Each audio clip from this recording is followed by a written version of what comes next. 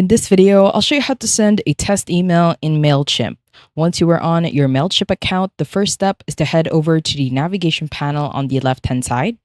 And down below, you want to click on the second option, which is campaigns. Now, once you are on the campaign section, you can choose a draft, or what you could also do is create a new campaign. In order for you to do that, simply head over to the top and right corner and click on the green button to create a new campaign. From here, you'll be asked to choose either a regular email or a multivariate test. We will do a regular email. At the bottom, you want to set an internal name. We will name this as an email test campaign. At the bottom, simply click on begin so we can choose a template.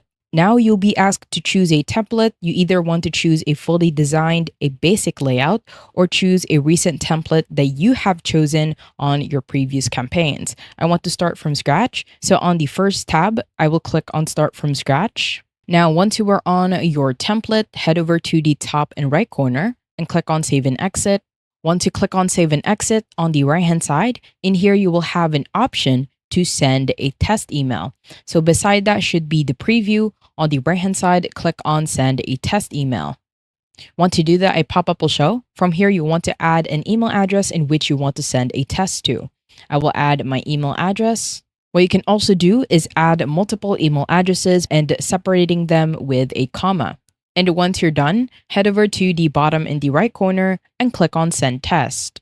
Once you click on send test, it will automatically say that your recipients should be able to receive your test email shortly. Now you can either send another test email or just simply click on OK.